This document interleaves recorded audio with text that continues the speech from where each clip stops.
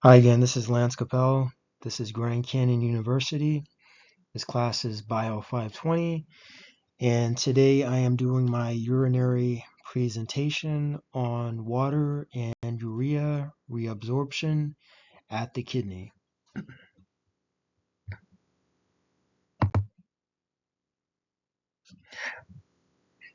What are the kidneys? Most people have two kidneys. Kidneys are bean-shaped organs that sit in the back of your abdomen. Your kidney's primary function is to filter your blood.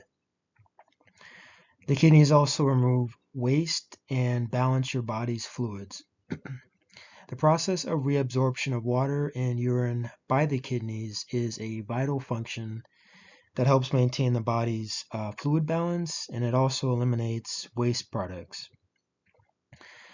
It involves several stages, and it occurs in the nephrons, which are the functional units of the kidneys. Kidneys filter about 200 quarts of fluid every day, enough to fill a large bathtub. During this process, your kidneys remove waste, which leaves your body as urine. Most people pee about 2 quarts daily, and your body reuses the other 198 quarts of fluid. Your kidneys also help balance your body's fluids, mostly water and electrolytes. Electrolytes are essential minerals that include sodium and potassium.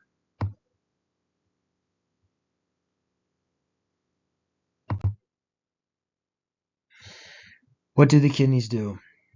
They clean toxins and waste out of your blood, control the acid-base balance, the pH balance of your blood. They make sugar, which is glucose, if your blood doesn't have enough sugar. And it also makes a protein called renin that increases blood pressure.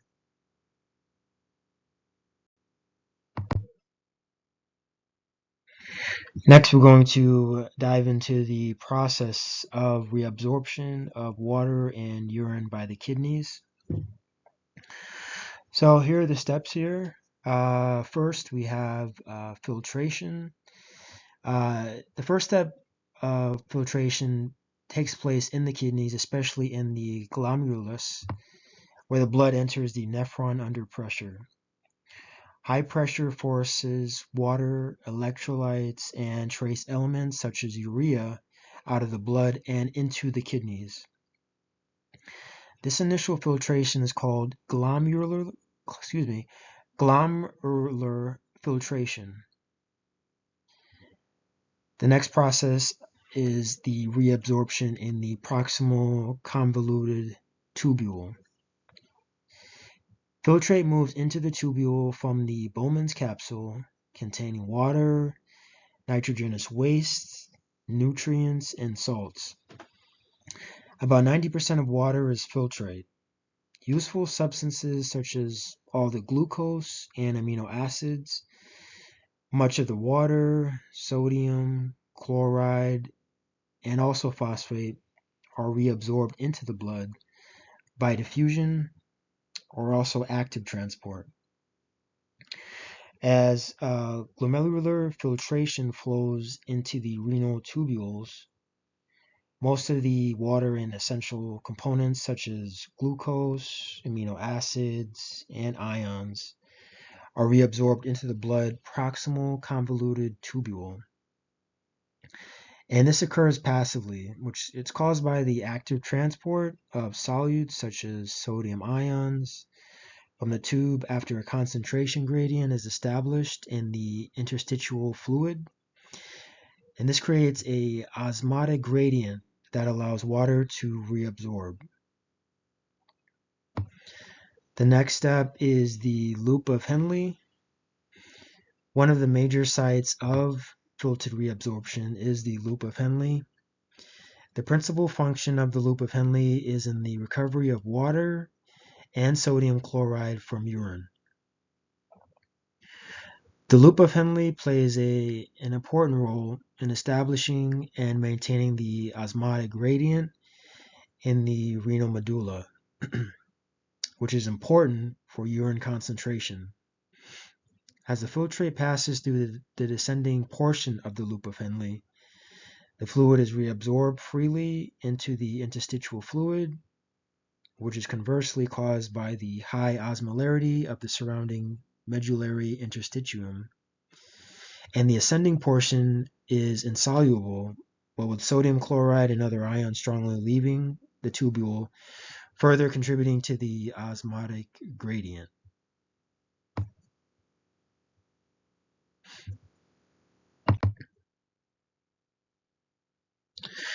And the next two processes we're going to discuss is the first is the distal convoluted duct and collecting duct, and the final collecting duct.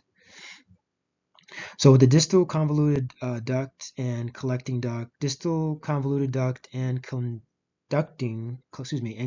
duct fluid is reabsorbed by hormones such as diuretic hormone, also known as vasopressin. Water storage and urine formation, urea reabsorption also occur in these parts of the nephron, mainly by passive diffusion, driven by concentration gradients. Also, ADH increases water reabsorption by making the collecting ducts more permeable to water. And then with the collecting duct, the filtrate, now referred to as urine, enters the collecting duct. The concentration gradient established by the loop of Henle allows for additional water reabsorption if needed. ADH controls the permeability of the collecting ducts, determining the final concentration of urine.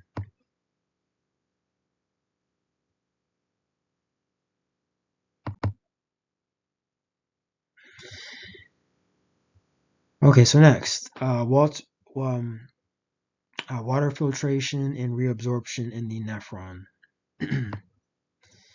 So in the glomerulus, water is initially filtered out along with the other solutes, for example, sodium and potassium and glucose. From here, H2O needs to be reabsorbed into the tubule cells and then back into the interstitial space. From the interstitial space, water can move back into the vasa recta, the blood vessels running alongside the nephron. There are three main places where water reabsorption occurs: the proximal convoluted tubule, the descending loop of Henle, and the collecting ducts. It is also important to note that water reabsorption is heavily driven by the movement of sodium. As a rule of thumb, water tends to follow the direction that sodium moves in. So if you see here in the diagram, first step, the glomerulus filters small solutes from the blood. And then again, the proximal convoluted tubule, which reabsorbs ions, waters, and nutrients. It removes toxins and adjusts filtrate pH.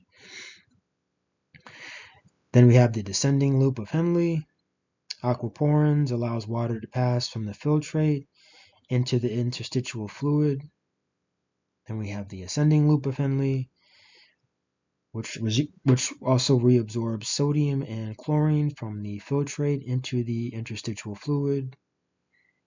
The distal tubule selectively secretes and absorbs different ions to maintain blood pH and electrolyte balance. And then lastly, like we discussed before, the collecting duct, which again reabsorbs solutes and water from the filtrate.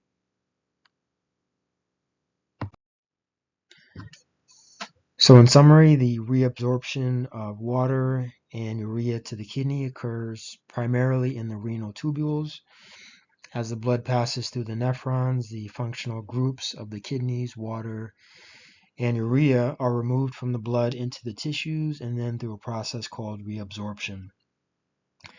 Most of the water and some urea are reabsorbed back into the bloodstream and is necessary for the elimination of waste from the body.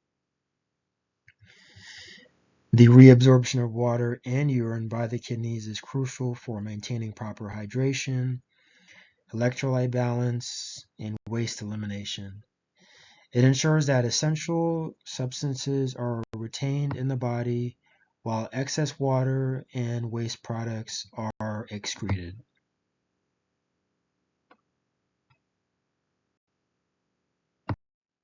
And these are my references. I hope you enjoyed my presentation, and thank you for your time.